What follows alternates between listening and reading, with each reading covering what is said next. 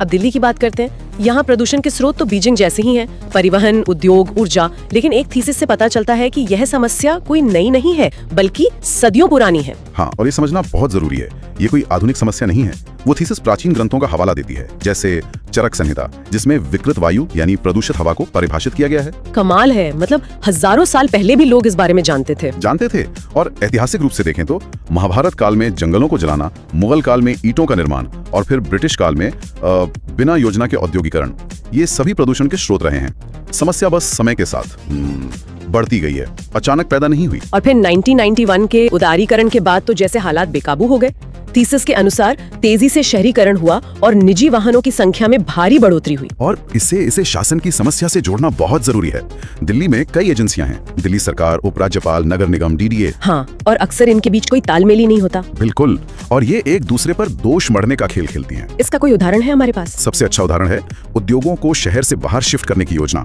नीतियां तो थीं, सुप्रीम कोर्ट के आदेश भी थे, लेकिन हुआ कुछ नहीं। हाँ, क्योंकि इन बटी हुई एजेंसियों में तालमेल की कमी थी, प्रवर्तन ठीक से नहीं हुआ, नीतियां कागज पर ही रह गई। तो हमने विज्ञान देख लिया, इतिहास और सरकारी उलझने भी देख ली। हाँ। पर दिल्ली और आसपास के लोग इस बारे में क्या सोचते हैं? थीसिस में सार्वजनिक धारणा पर बहुत दिलचस्प निष्कर्ष हैं। दिल्ली के लोग वायु प्रदूषण को लेकर बहुत चिंतित हैं। वो इसे सबसे बड़ी पर्यावरणीय समस्या मानते हैं। और वजह भी जानते होंगे। हाँ, वो वाहनों और उद्योगों जैसे स्रोतों को सही पहचानते भी हैं, लेकिन एक अजीब विरोधाभास है। विरोधाभास? कैसा विरोधाभास? जब इसे ठीक करने की जिम्मेदारी की बात आती है तो ज्यादातर लोग इसे सरकार का काम समझते हैं। एक तरह की बेबसी की भावना है। मतलब मेरे अकेले के करने से क्या होगा वाली सोच। बिल्कुल, ये जो किसी और की समस्या वाली मानसिकता है, ये एक बहुत बड़ी बाधा है। और ये समस्या सिर्फ दिल्ली की भी नहीं है। स्रोत बताते हैं कि प्रदूषण बाहर से भी आता है, खासकर पराली जलाने से। पराली जलाना सर्दियों में एक बहुत बड़ा फैक्टर है, लेकिन ये सिर्फ किसानों की लापरवाही नहीं है। तो फिर क्या है? ये एक आर्थिक मुद्दा है जो पंजाब के एक जल संरक्षण कानून से जुड़ा है। जल संरक्षण कानून, उसका प्रदूषण से क्या लेना देना?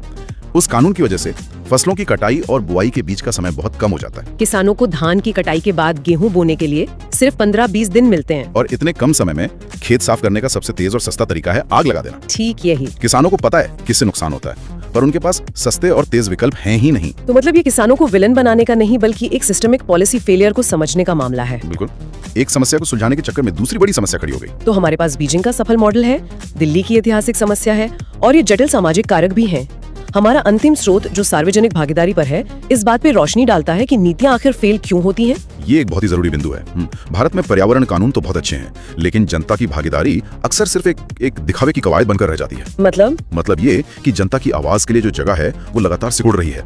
रिपोर्ट बताती है कि पर्यावरण प्रभाव आकलन यानी EIA अधिसूचना में 80 से ज्यादा बार संशोधन किया गया है, और ज्यादातर बिना किसी सार्वजनिक सूचना के। हाँ, और इन संशोधनों ने कोयला खदानों के विस्तार